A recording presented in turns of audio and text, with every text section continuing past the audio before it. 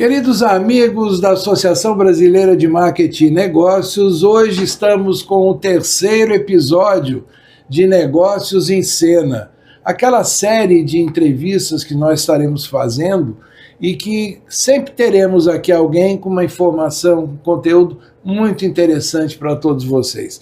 Hoje nós temos aqui Ezaquiel Gilman e ele, Ezaquiel, veio representando aqui o Instituto Rogério Steinberg.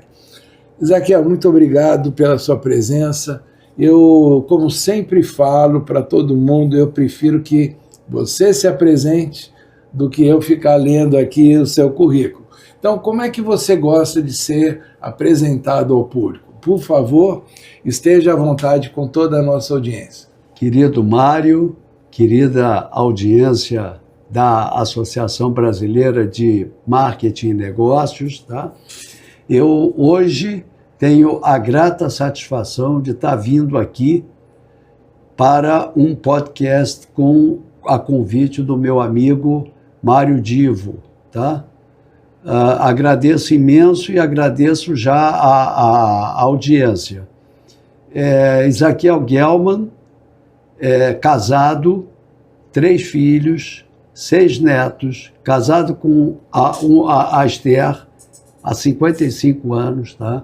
Eu sou engenheiro de formação, engenharia eletrônica, ainda da Universidade do Brasil, tá? Me formei em 67, fomos a segunda turma a se formar na Ilha do Fundão, antes a turma de 66 da Escola Nacional de Engenharia da Universidade do Brasil. Hoje é o FRJ, tá? Fiz extensão de 1 ano em telecomunicações e labutei desde essa época até 2008, sempre em telecomunicações, primeiro na Ericsson do Brasil, depois na Embratel e finalizei numa empresa que foi comprada já quando a Embratel estava privatizada, chamada Primesis, onde nós fazíamos um trabalho de babysitter de grandes bancos. Então, o Bradesco, nós cuidávamos todas as telecomunicações do Brasil para o Bradesco, Bradescão, quase 5 mil agências, Unibanco e Bolsa de Valores naquela época, tá? Hoje eu me considero, além de engenheiro de formação, eu me considero um economista nato. A rigor, eu deveria ter feito economia, e a partir de 90, eu me considero sociólogo e psicólogo, com um pouquinho de psicanalista também, ao longo da vida, onde eu comecei a me dedicar mais para amor ao próximo, que é uma das funções que eu considero. Nós temos 2 funções aqui na face da Terra, todos os seres humanos. Uma delas é amor ao próximo, sem olhar a quem e sem esperar contrapartida. E a outra é amar e respeitar e cuidar da Mãe Terra, da natureza, que é a nossa Mãe Terra e a casa maior. Agora, você vai me permitir, então, dizer a economia, psicanálise, você disse psicologia, sociologia, elas entraram na sua vida em função do seu cotidiano e dos desafios que você enfrentou. E um dos desafios que eu sei, e, aliás, é a razão principal da nossa conversa de hoje, é a sua presença à frente do Instituto Rogério Steinberg.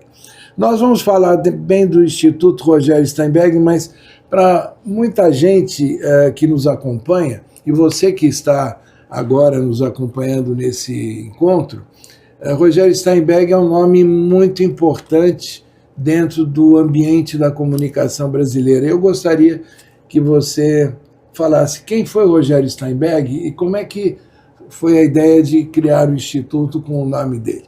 Perfeito, perfeito. Toda vez que eu falo no Rogério, eu fico emocionado, tá? Então, se eventualmente eu perder a voz, eu peço já desculpa antecipada. Eu espero que não, tá? Rogério Steinberg foi o segundo filho do casal Jacó e Clara Steinber.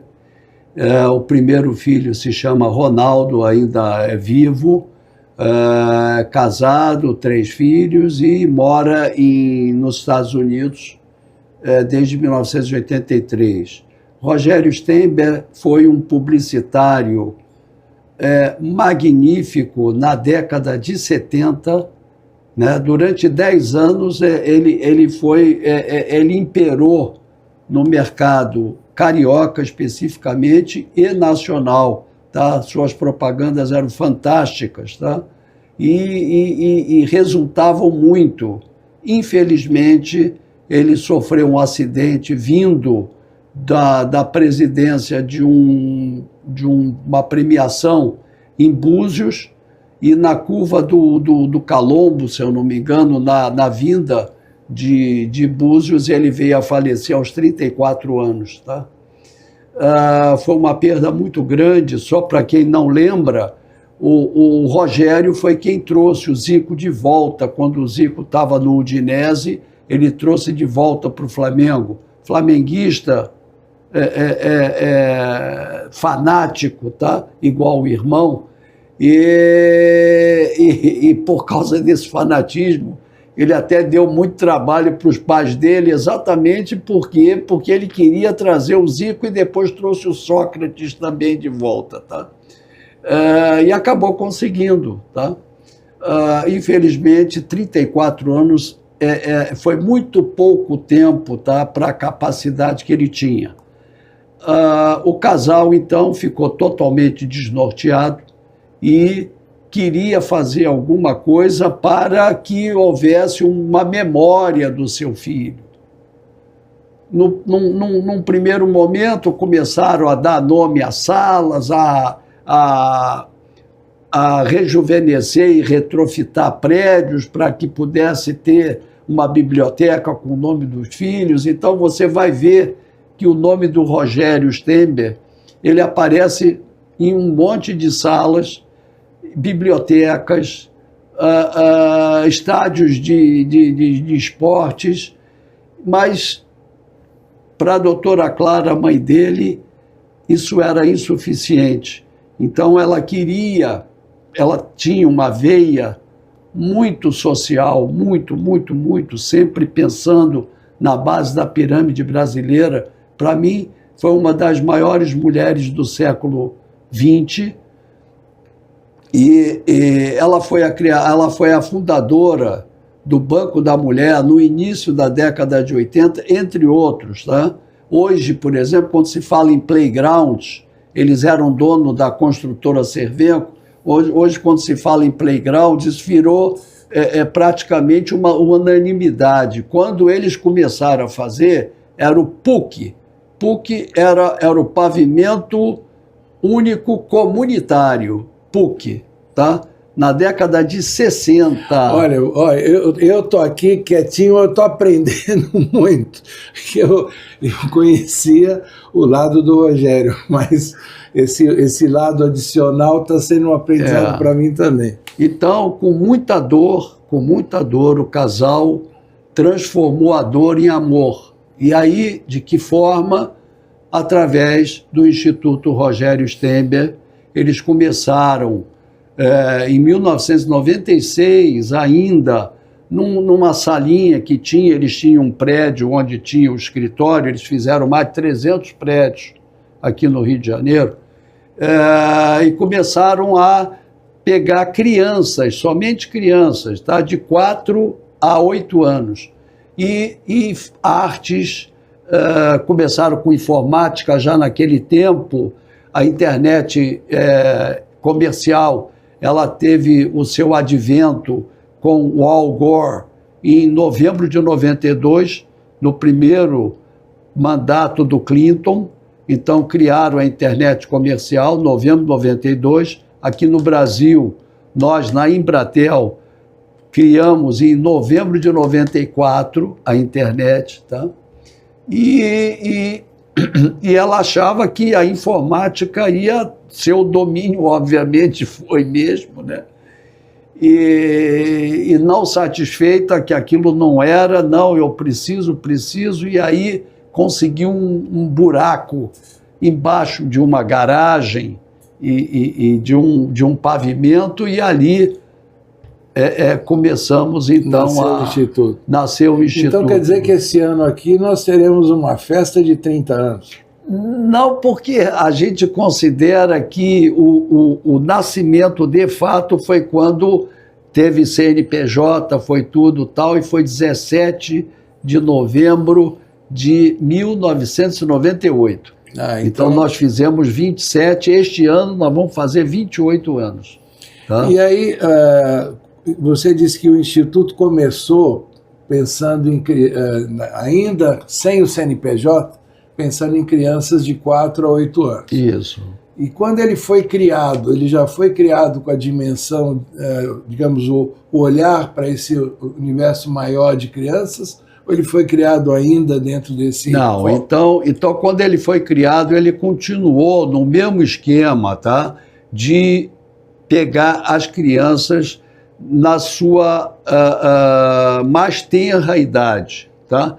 E naquela época não havia nada que pudesse dizer que crianças com menos de 4 anos pudessem agregar alguma coisa, tá?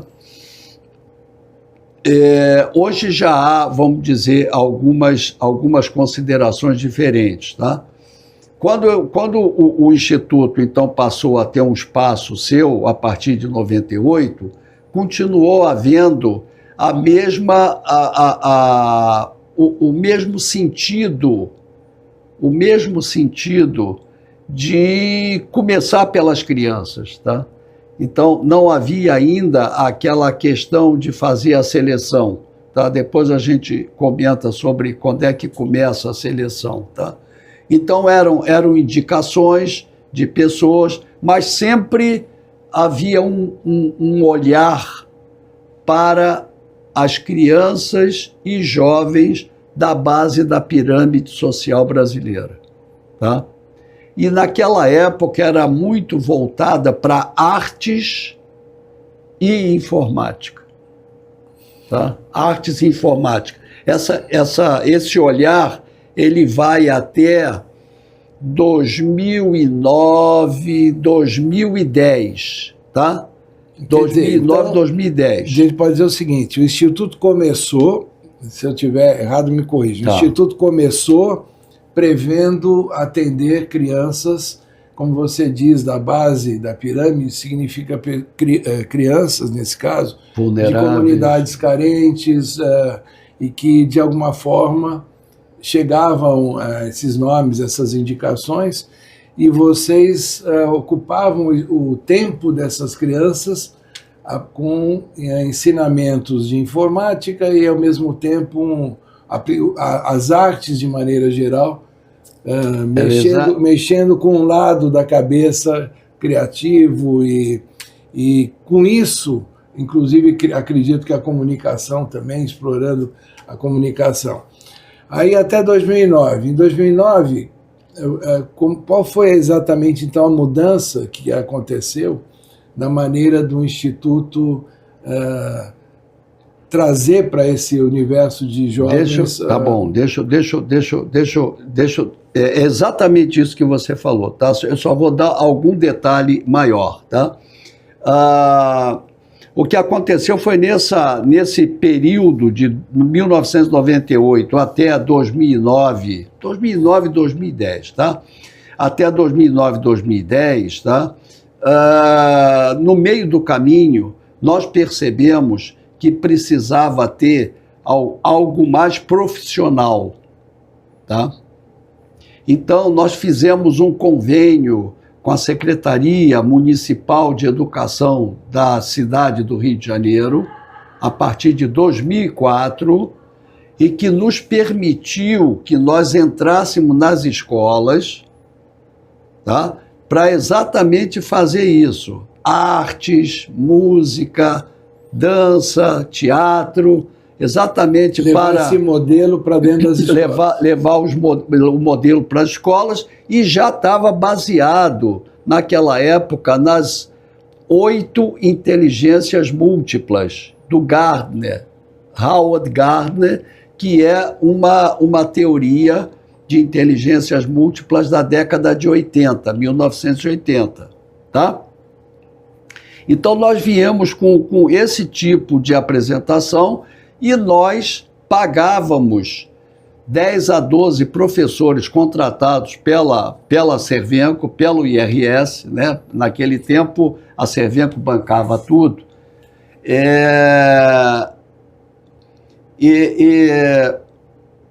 E aí, esses 10 a 12 profissionais iam lá, música, teatro, dança, informática, esporte, pintura, tudo sempre no contraturno escolar, dentro de uma ou algumas escolas que eram escolhidas pela secretaria e que congregavam crianças de outras escolas que aí sim passavam por um teste, tá? Um teste de inteligência e precocidade e pronto. E aí podia frequentar. No contraturno escolar, sempre suplementar. Nós não trabalhamos com grade curricular Ou seja, o jovem tem aquela grade escolar na escola que ele está e no tempo adicional livre que ele tem dessa escola é onde entrava então essa programação. Exatamente, que vocês levavam. Exatamente, tá? E isso era muito bem visto e muito querido, por quê? Porque de outra forma, estas crianças, tá, que já estavam, não tinha tempo de ficar conosco, podiam ficar o tempo que quisesse, tá? Bastava que seus responsáveis, tá, quisessem levá-los, tá? Por quê? Porque nessa faixa etária a gente exige que haja um responsável para levar e trazer. A gente acha que a criança, naquela época, né? Hoje é a mesma coisa, tá? A gente acha que a criança não tem condição de andar sozinha na rua, ok? Não, é uma questão de segurança, proteção. Então, aí foi até 2010. A partir de 2010, tá, nós começamos, então, a introduzir outros conceitos. Por quê? Porque nessa altura do campeonato, aqueles que originalmente eram crianças, e tinham muitos que acompanharam durante esses 10 e 12 anos, teve gente aí que ficou 16 anos, tá? A gente naquela época já estava achando que tinha que ter outras atividades, tá? Então, atividades sempre lúdicas, sempre voltadas para o raciocínio lógico, para os 16 conectivos lógicos, tá? E sempre trabalhando as altas habilidades e superdotação, tá? Em 2008, mais ou menos, tá? Nós tomamos conhecimento da segunda fundamentação teórica do nosso instituto, tá? Que é do Joseph Rezulli, falando da superdotação. Então já não é mais você desenvolver talentos através de... Porque todos nós temos 8 inteligências na linha do Howard Gardner, todos nós. Algumas são tão fortes que acabam bloqueando as outras 7. Mas existem crianças e jovens que conseguem conviver com 3, 4 dessas inteligências simultaneamente. Eles dão conta disso, né? Eles dão conta, tá? Então, nessa altura do campeonato, aí começou a entrar xadrez, começou a entrar toda a parte de criatividade, toda a parte de criação, criatividade. Por quê? Porque essas crianças têm uma curiosidade muito grande, tá? Começamos a colocar campeonatos e incentivar a leitura por causa da inteligência linguística, né? Começamos a fazer com que o pessoal tentasse participar de maratonas lógico-matemáticas, tá? E começaram a surgir, então, novas ideias nessa linha, tá? Aí nós já tínhamos jovens, nós já tínhamos, nessa altura, crianças que cresceram, que cresceram, né? E aí era uma coisa. E também podiam ficar o tempo que quisessem lá, tá certo? E a gente ia sempre buscando trabalhar com novas atividades, com novos conhecimentos, de tal forma que os olhinhos dessas crianças e jovens brilhassem. Por quê? Porque, de novo, altas habilidades de superdotação tem uma necessidade muito grande de estar aprendendo todo dia. Vocês, de uma forma bastante direta, começaram a aplicar essa metodologia que sempre se fala, que reúne o lado científico, matemático, tecnologia, né, e artístico, né, o STEAM, né? Sim, o STEAM. Que é a forma de reunir atividades sempre dentro desse foco de trabalhar os vários níveis de inteligência. É isso. E aí eu queria então, só entender o seguinte, é uma pergunta.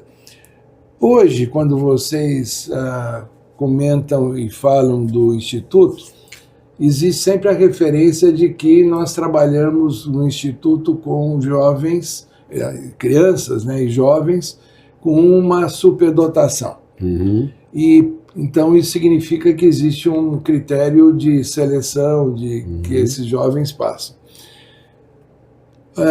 Hoje, exatamente, quantas crianças e jovens o Instituto tem? Claro, cada uma dentro da sua idade, dentro do seu modelo, né, de atendimento. Quantas crianças hoje o Instituto tem trabalhando entre crianças e adolescentes? Então, deixa eu só... O que aconteceu foi que a gente foi crescendo, tá?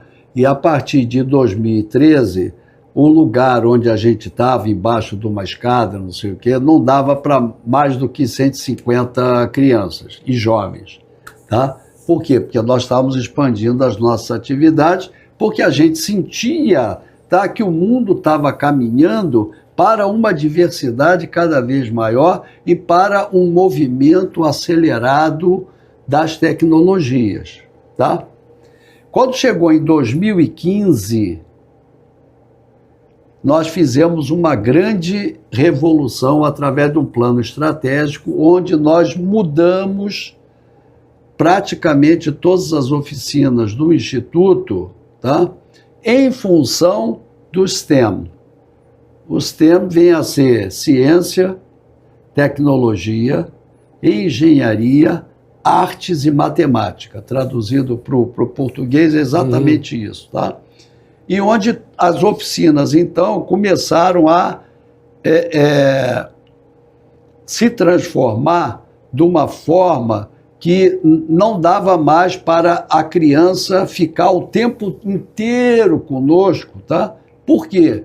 Porque, ao mesmo tempo, são crianças vulneráveis, né, de baixa renda, tá?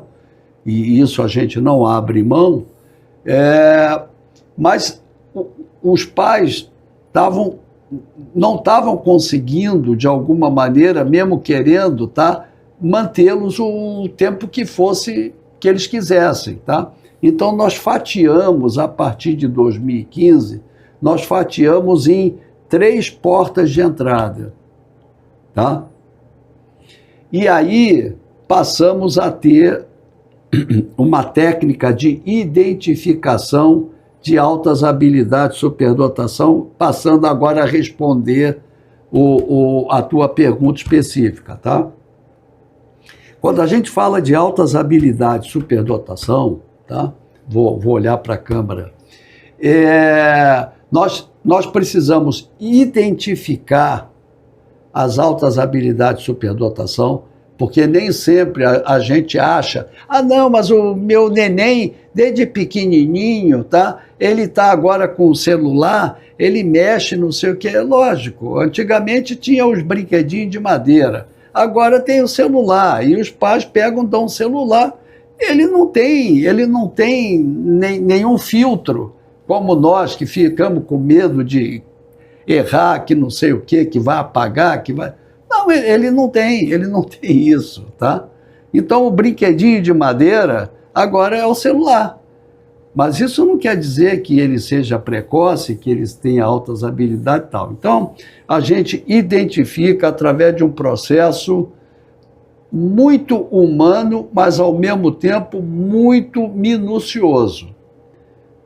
E aplicando exatamente todos os testes que são considerados fundamentais para você identificar essas crianças e jovens. Então, nós temos sempre com base técnica e científica. Sempre base técnica e científica. Então, começamos com um teste de inteligência geral, que é para medir exatamente a questão da cognição, tá?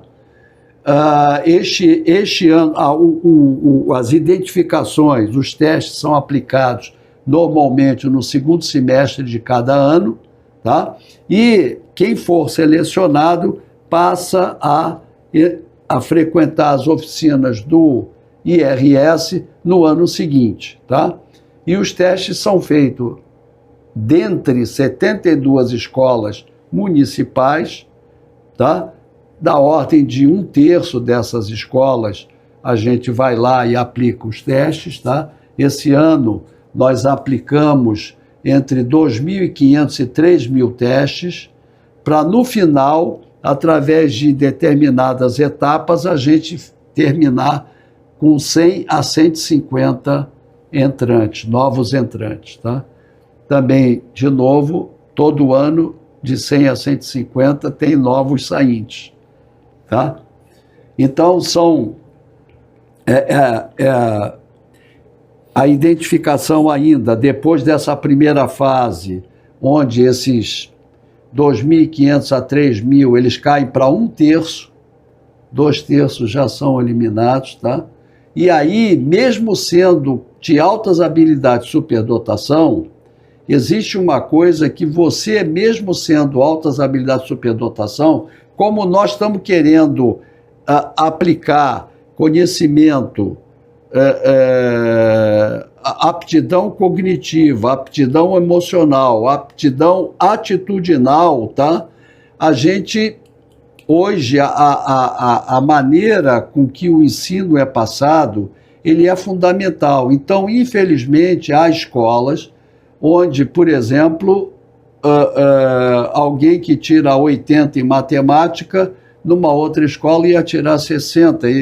Então, nós aplicamos os testes depois, nesse 1/3, de matemática e português. Por quê?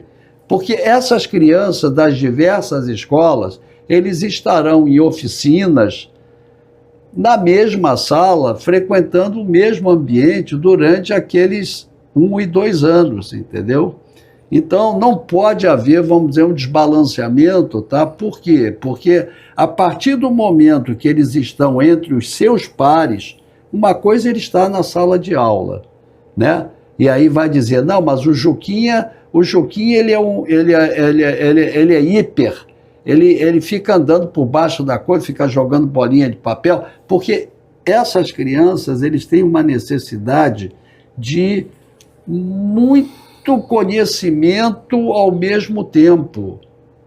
E as escolas, elas não podem dar esse conhecimento na velocidade que determinado grupo precisa. Se eu estou entendendo, então, a gente pode dizer o seguinte, que é claro que em qualquer grupo humano, você tem uma média e você tem as pessoas que estão num desvio padrão. Exatamente. E aí o que você procura trazer para dentro do Instituto é um grupo mais homogêneo em termos de conhecimento. É o terço médio superior. É o terço médio superior. Então, e esse grupo mais homogêneo vai conviver, portanto, e esse grupo precisa ter conhecimentos equivalentes, digamos assim, em matemática e português, que são os testes aplicados. Exatamente. Fora outros tipos de habilidade. Aí na segunda fase é isso, também cai mais ou menos pela metade, infelizmente, E aí fazemos mais 2 etapas, que é a parte de assistência social, onde, em função da gente querer privilegiar a base da pirâmide social brasileira, que de outra forma não teria condição de fazer essas oficinas, tá? Diferente, vamos dizer, das outras classes, onde os filhos vão lá fazer esportes, né, inglês e tudo mais, tá?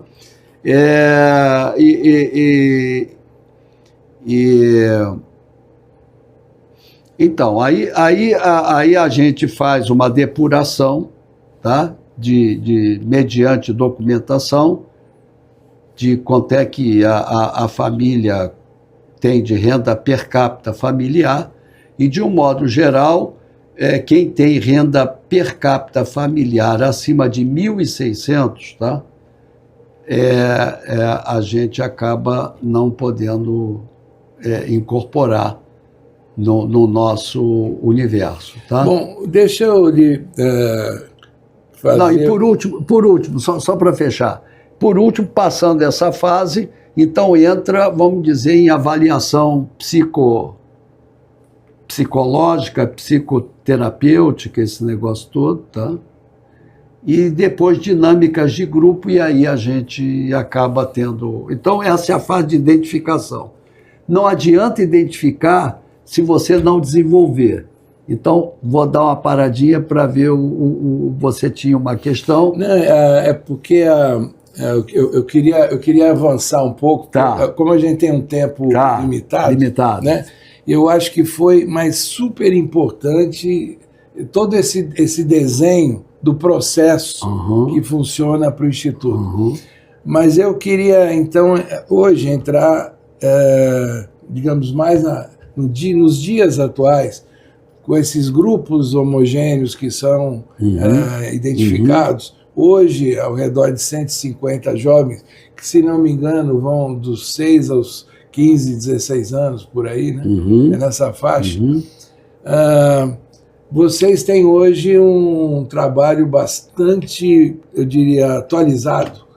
E eu aqui dizendo para todos vocês, nós aqui da BMN temos uma parceria com o Instituto e já realizamos aqui, dentro deste ambiente daqui, onde a BMN está instalada, nós já realizamos 2 eventos de robótica. E esse evento de robótica significa o seguinte: nós pegamos profissionais de empresas que são associadas da BMN, pessoas que se reúnem em grupos e que vão, dentro de um processo de equipe, né, controle de tempo, processo participativo da equipe, eles vão ser orientados para um desafio de criar um robozinho. E quem comanda dentro do grupo, quem ajuda dentro do grupo, são alunos lá do Instituto, ou seja, jovens na faixa de 14 anos, 13, 14 anos, eles são os monitores de grupos que vão ter um desafio de desenvolver um robozinho durante uma tarde. E eu posso dizer que todos os que a gente convidou para participar, os profissionais, ficaram encantados, obviamente não só com o desafio, mas também com a maneira como os alunos participaram. Eu estou dando esse exemplo, que é onde a gente trabalhou aqui dentro. Mas eu quero deixar claro que existem outras atividades e semestralmente o Instituto ele realiza durante um dia um encontro entre os pais e os alunos para verem as várias atividades criadas, né? E uma coisa que eu gostaria de que você... Eu me antecipei para dizer, por favor, que nós vivemos. Maravilhoso, maravilhoso. E que eu até gostaria de recomendar que vocês que comandam, que são gestores de empresa, têm lideranças dentro de empresa, valeria a pena contatar o Instituto e tentar participar ou trazer os alunos para participarem de algumas atividades em loco, porque é muito interessante para os alunos que estão chegando perto de empresas e de profissionais, é muito interessante para os profissionais terem desafios que eles vão acompanhar junto com esses estudantes, e com isso se valoriza todo um trabalho e se faz com que mais e mais o Instituto consiga levar para o mercado, né, essa competência que as crianças desenvolveram. Falo crianças, mas é claro, existem os adolescentes. O nosso tempo está correndo, eu acabei hoje... Eu acabei hoje me antecipando em falar coisas que eu poderia perguntar, mas eu queria que você emendasse no que eu falei, depois complementasse o que você quer dizer, na questão de como é que hoje vocês estão dentro do contexto nacional nessas competições de robótica. Tá. Eu vou deixar esse para depois, tá? Eu queria aproveitar o teu gancho, já que nós estamos falando com empresas, né? E dizer que o convite que o Mário, nosso querido amigo, fez, ele está válido para qualquer um, tá? É um encontro de 2 horas, 2h30 no máximo, tá? Podem mesclar as áreas que vocês quiserem, e os nossos jovens, que passam a ser monitores, tá? Eles vêm sempre acompanhados de um tutor, e aí cada um vai ter o seu momento, e no final é um grande congraçamento, tá? Mas nesta linha, e aproveitando, falando com empresas, tá? Isso aqui fica a parte lúdica. Porém, eu queria aproveitar para dizer o seguinte, nós temos uma empresa que eu me permito não dizer o nome, tá? Porque eu não fui autorizado, mas essa empresa é um grande parceiro nosso, nós temos grandes parceiros, mas esse aqui é um grande parceiro, acredita no nosso trabalho, tá? E ele criou cursos de treinamento para o mundo do trabalho, tá? Voltado para as necessidades dele. Por quê? Porque hoje, com este avanço da tecnologia, tá? Todos os empregados também precisam se capacitar, tá? Então, a diretoria, dessa empresa, ela criou 5 problemas que ela gostaria de resolver. Pessoas de dentro desta empresa deram a capacitação adequada para os nossos participantes, tá? E no final de 6 semanas, tá? 17 alunos que começaram e acabaram 14, defenderam os 5 projetos para a diretoria desta empresa. É uma empresa grande, tá? E 3 desses projetos foram tão bons, foram tão bem feitos, foram com resultados estupendos e inacreditáveis para dentro da empresa, tá? Que eles ganharam o prêmio e esses jovens foram contratados por eles, tá? Então, eram jovens egressos nossos. E depois ficaram lá nos seus quadros, tá? Foram contratados, se eu não me engano, 4 ou 5, e os outros 8 ficaram no quadro de reserva. Mas é importante, então, que nós também temos essa capacidade, essas crianças com altas habilidades de superdotação e com os valores que a gente passa para eles, tá? Com a capacidade cognitiva, emocional e atitudinal que nós passamos para eles. A maioria deles dizem que o fato deles terem estado conosco, independente de qualquer coisa, é que eles passaram a se conhecer melhor, tá? Então, são grandes figuras e que a gente acaba, vamos dizer, tornando invisíveis e que, através da educação que a gente consegue propiciar, eles passam a ter condição de serem líderes do bem, e que é o que o nosso país precisa. Entende? Então eu já deixo essa mensagem aqui. Quem tiver necessidade, é só preparar um projeto, a gente pode discutir esse projeto, como é que vai ser dado e tudo mais. O material humano de alto gabarito a gente tem, agora, nós não temos o conhecimento de vocês, então teria que ter pessoas, titulares seus ou serviços de terceiros, que dessem o conhecimento para que eles então pudessem transformar projetos que vocês têm em mente em desenvolver para as empresas de vocês em realidade. Eu garanto que vai ser muito bom. Essa é a verdadeira integração. Exatamente. Que a gente sempre espera na sociedade. É isso. Meu querido amigo, olha só, o tempo corre rápido. Mas tem muita coisa ainda. Mas eu ia te falar exatamente o seguinte, como o tempo correu rápido, a gente falou muita coisa do Instituto, mas o tempo correu rápido, eu tenho mais duas perguntas para te fazer. A primeira é, existe algo que você julga relevante a gente ainda reportar para todo mundo que está nos acompanhando? Algo do Instituto que a gente não abordou e que você queira comentar? Olha, o que eu queria dizer é que, por exemplo, esse trabalho não é um trabalho de uma pessoa só, tá certo?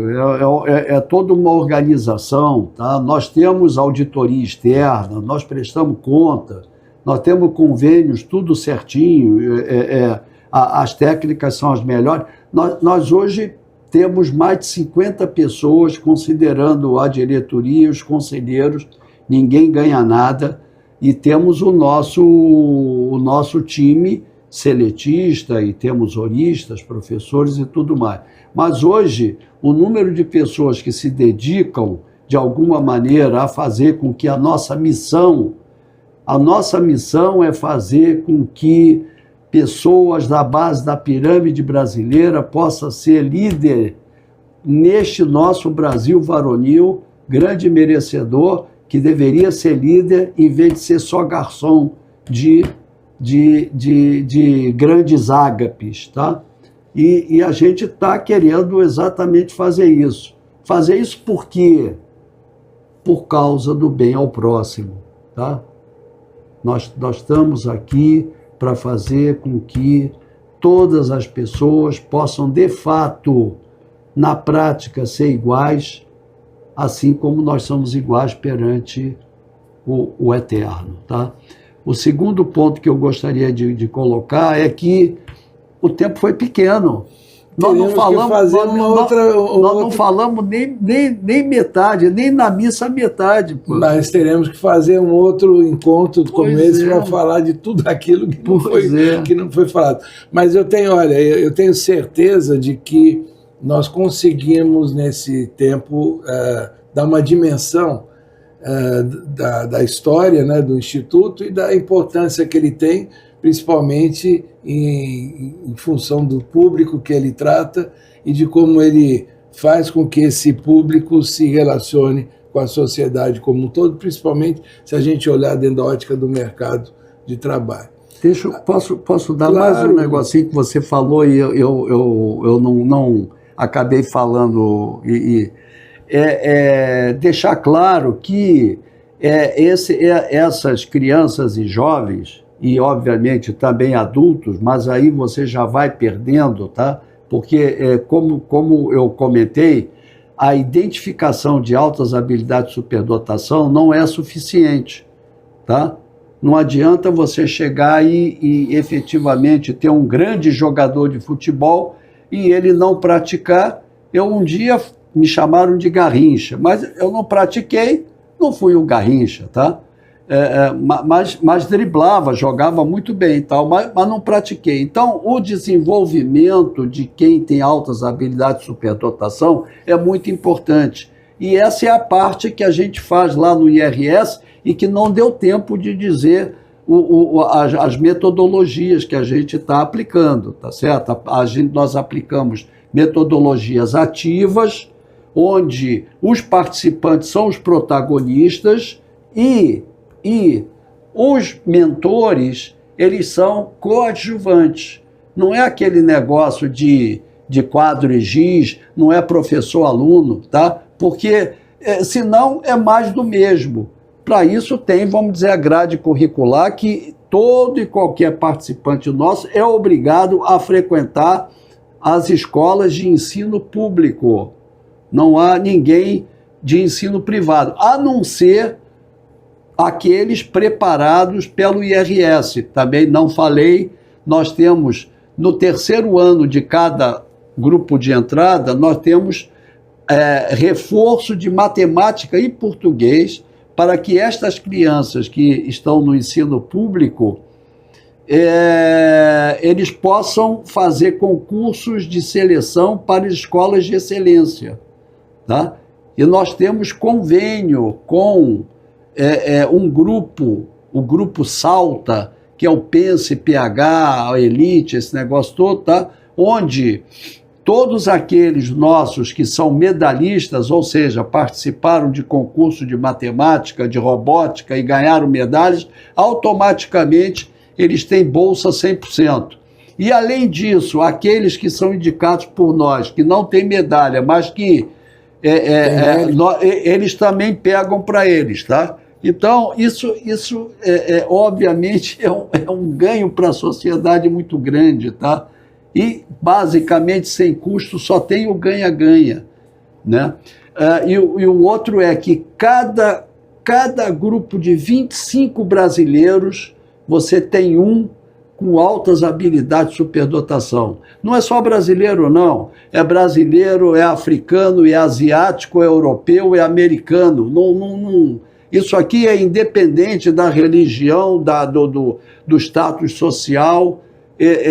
Nós temos a cada 25. Então, por exemplo, você imagina 8 bilhões de pessoas, tá? Você tem lá 200 milhões de altas habilidades.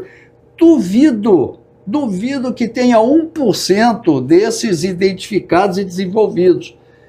E nós aqui trabalhando com 300, respondendo uma pergunta sua, desde a pandemia a gente está trabalhando com 300, um pouco antes da pandemia, quando nós mudamos a nossa sede, nós chegamos a ter 350. Mas depois, por causa de espaço, de distanciamento, e depois, durante a pandemia, nós trabalhamos muito ensino à distância. Tá? Como todas as escolas, né? Então, agora, como eu te falei antes, o tempo corre rápido. Você, quando vai dar uma palestra, né, tem aquele tempo limitado, às vezes passa um pouco. Isso. Nós já estamos aqui. Já passamos muito. Eu acho que foi muito produtiva essa conversa, no sentido de colocar luz e mostrar o que é o Instituto, como ele nasceu. E a minha última pergunta eu faço para todo mundo, e até isso que eu vou lhe perguntar tem a ver com um trabalho que eu pessoalmente estou querendo desenvolver, e eu me inspiro num artista chamado Abu Janra, você certamente conheceu, sim. E que tinha um programa em São Paulo na TV Cultura, e ele sempre encerrava o programa junto ao convidado com a pergunta que eu vou lhe fazer. E eu peço que você me diga assim, da maneira mais objetiva possível, para você, o que é a vida?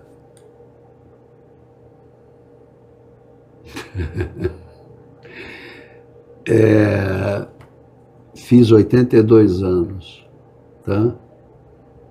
Eu vou viver até 126. 82, vou viver até 126, tá? Eu estou convencido de que a vida é uma passagem e hoje eu percebo isso. Com certeza, com 20 anos eu não percebia, com 40 também não, com 60 também não. Depois que eu parei de trabalhar para levar o leitinho das crianças, porque meus pais morreram muito cedo, e eu já estava com 65 anos e não queria ganhar uma medalha porque eu emborquei na mesa de trabalho e fui para junto do Eterno. Eu acho, eu já falei isso, tá? Todos nós, seres humanos, nós temos duas missões aqui na nossa vida. E a vida, para mim, é exatamente isso, tá? Amar ao próximo, não digo como a si mesmo, porque eu acho que a gente, de repente, tem que amar de forma infinita, sem olhar a quem e sem esperar contrapartida. E a outra é, precisamos cuidar da natureza, porque é a mãe terra, é a nossa casa maior. Eu acho que, para mim, a vida é isso em essência. Zaquiel, muito obrigado pela sua presença. Eu adorei essa conversa. Já estou esperando o próximo convite. Claro, mas haverá. Eu sempre deixo para o convidado encerrar. E meus agradecimentos para você e últimas palavras que você queira dizer para o nosso público.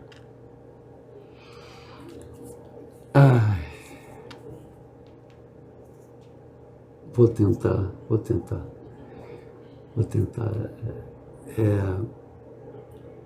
É o que eu penso. É o que eu penso, tá? O nosso país é um país que tem toda a condição de ser um dos líderes do mundo, mas um mundo bom, um mundo sem guerras, um mundo sem doenças e um mundo sem fome.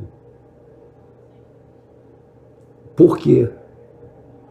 Porque nós temos 4 condições fundamentais que poucos países têm. Um deles é a nossa extensão territorial. Isso nos confere, vamos dizer, uma delas fundamentais. A segunda é que nós temos mais de 200 milhões de habitantes. A terceira é que nós temos mais de 2 trilhões de dólares americanos em PIB. E a quarta é que, neste momento, onde os recursos naturais e as energias limpas são cada vez mais valorizadas diante do avanço tecnológico, nós temos condições de sair do país do futuro para ser o líder do presente. Bom, eu não sei se eu falei demais, mas de qualquer se eu forma, falei demais, eu peço desculpa. De qualquer forma, costuma-se dizer, os seus 82 anos permitem você ter a liberdade de falar. Mais uma vez, obrigado, e a próxima semana teremos mais um Negócios em Cena. Até lá.